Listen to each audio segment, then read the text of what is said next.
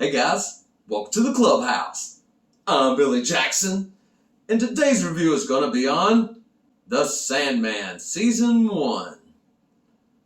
Okay, now, when I heard about Sandman coming out, of course, I was excited about it. It's a comic book property, even though I've never read any of his comic books. I've heard that it's a pretty good story. It's kind of like an anthology series about the King of Dreams. And I didn't really think it was going to be that good, honestly. I was hoping they would do a movie for this kind of property, but they decided to go with the series, and that kind of made it lose its luster for me as far as excitement goes. So I really didn't want to get into this because I really didn't think it was going to be that good. And was it? Yes! This show was epic! That just goes to show you, no matter what you think, you may have hesitations about watching something, but just give something a chance and it might be just for you. Because I did this, and I'm telling you, this show was awesome. It was epic.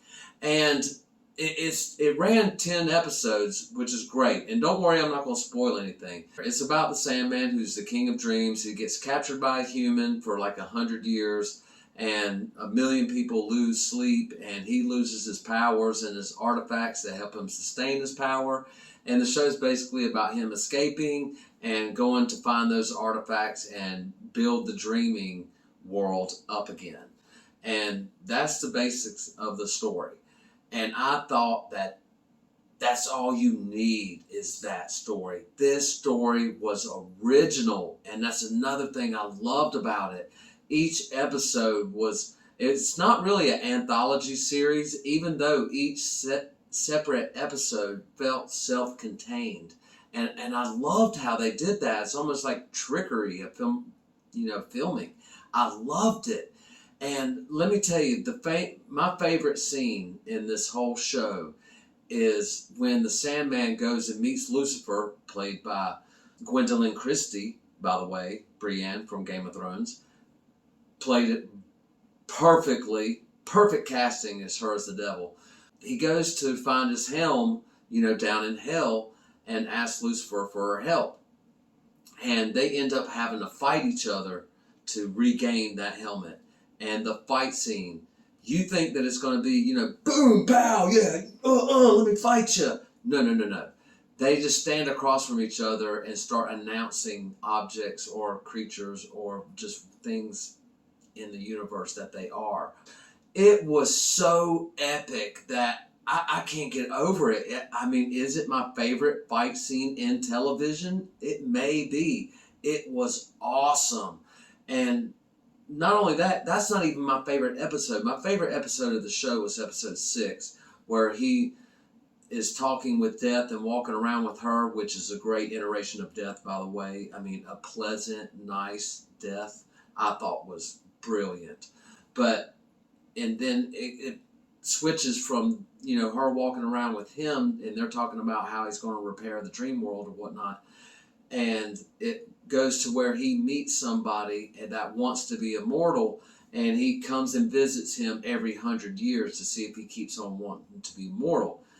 And I thought that storytelling all on its own could be held up as a show. Just a whole show done on that premise. I loved it.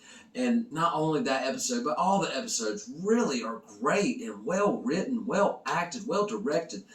This show just has everything. It's really good, and I think everybody should watch it. Now, that being said, those are the first 10 episodes. Then, this past Friday, that's why this video is coming out a little bit late, because I had to watch a bonus episode that they dropped on Friday. And I'm telling you right now, when we first started watching it, we hated it because it was animated. It was about these cats dreaming and what they're going through as far as what's happening in the dream world. And it's and animation is okay. I don't mind it being animated, but when the cats were talking, they weren't moving their mouths. Now, that being said, the first 12 minutes went by and we just had to cut it off because it was really throwing me off. Like, how is this, fit into the story of the first season?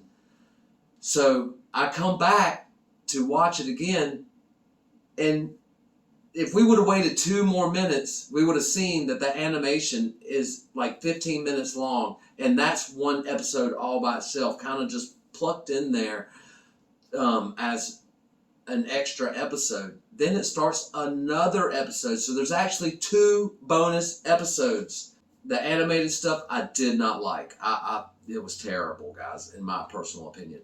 But the last episode, that's actually like 40 minutes long, is actually like an episode from the first 10. So it fit very well into the first 10 episodes. And I thought it was great. I mean, it's not as good as some of the better episodes in the season, but it was a good episode, and it fit in the world, and I actually really liked it. So yeah, those are my thoughts on Sandman. I love the show. I thought it was brilliant and epic, had some great moments, and yes, it does lull a little bit. Just after episode 7, it kind of gets a little slower paced, but they do great character development during those episodes to lead you up for the finale. So I thought it was very well done, guys, and I cannot wait for season 2. But it's not all about what I think. What do you think? Have you seen Sandman? Do you plan on watching it? Let me know in the comments below. Remember to like my videos and subscribe to my channel. And as always, make yourself happy every day. And the only way to do that is to remember the only thing stopping you is you stopping. Bam!